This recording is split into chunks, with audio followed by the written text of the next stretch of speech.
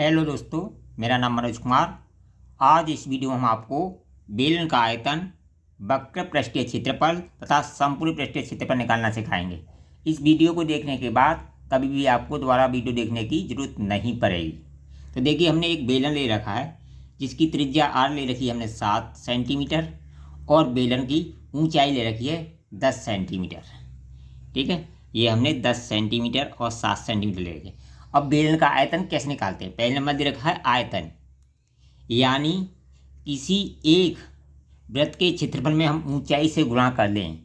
किसी एक वृत्त के क्षेत्रफल में हम ऊंचाई से गुणा कर दें तो उसका आयतन निकल आता है। तो आयतन का जो फॉर्मूला होता है वो आयतन बराबर होता है। अब वृत्त का क्षेत्रफल क्या होता है? पाई आर स्क्वायर। इसमें ऊंचाई से गुणा कर दिया तो ये क्या बन गया? हमारा आयतन का फॉर्मूला बन के तैयार हो गया।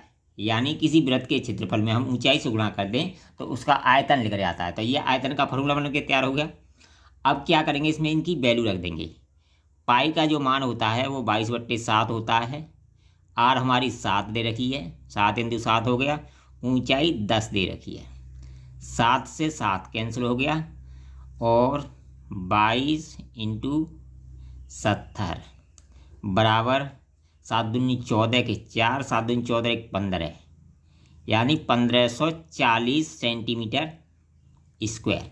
ये क्या आ गया? इसका आयतन निकल के आ गया। तो मैंने आपको बताया फॉर्मूला किस तरह बनाते हैं, यानी वृत्त के क्षेत्रफल में हम ऊंचाई से गुणा कर दें तो उसका आयतन का फॉर्मूला बन के तैयार हो जाता है। इस तरह हम आयतन निकालते हैं। इसके बाद आता है हमारा वक्र पृष्ठीय क्षेत्रफल। वक्र पृष्ठीय क्षेत्रफल। अब देखिए, वक्र पृष्ठीय क्षेत्रफल का फॉर्मूला क्या होता है? किसी वृत्त की परिधि में हम ऊंचाई से गुणा कर दें तो वक्र पृष्ठीय क्षेत्रफल का फॉर्मूला बन के तैयार हो जाता है। तो परिधि का सूत्र क्या होता है? 2πr।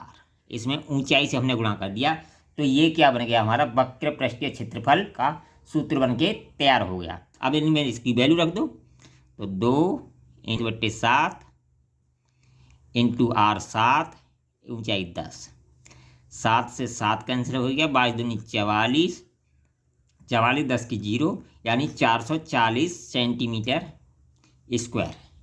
ये क्या बन गया? इसका बेलन का वक्र पृष्ठीय क्षेत्रफल बन गया। ठीक है, इस तरह हम बेलन का वक्र पृष्ठीय क्षेत्रफल निकालते हैं। अब निकालेंगे संपूर्ण पृष्ठीय क्षेत्रफल। अब देखिए, संपूर्ण पृष्ठीय क्षेत्रफल क्या होता है?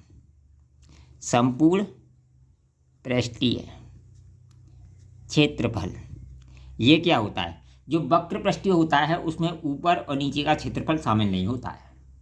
जो वक्र पृष्ठीय होता है उसमें ऊपर की जो वृत्त है इसका क्षेत्रफल और नीचे का वृत्त है उसका क्षेत्रफल शामिल नहीं होता है। अगर इसका क्षेत्रफल हम जोड़ दें वक्र पृष्ठीय क्षेत्रफल में तो हमारा संपूर्ण पृष्ठीय क्षेत्रफल का सूत्र बन के तैयार हो जाता है। अब देखिए, वक्र पृष्ठीय का क्षेत्रफल का सूत्र क्या है हमारा?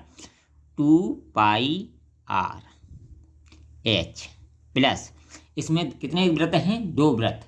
एक वृत्त ये है, एक वृत्त ये है। दोनों वृत्तों का इसमें क्षेत्रफल हम प्लस कर दें तो हमारा संपूर्ण पृष्ठीय क्षेत्रफल का सूत्र बन के तैयार हो जाता है। तो इसमें हम 2 वृत्त हैं तो 2 लिख लिए। और वृत्त का क्षेत्रफल क्या होता है? πr²। ठीक है, वृत्त का क्षेत्रफल होता है πr²। हमने रख दिया। अब क्या करेंगे? कॉमन ले लेंगे।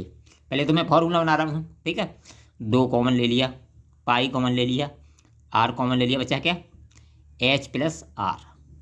यही हमारा बन गया फॉर्मूला किसका?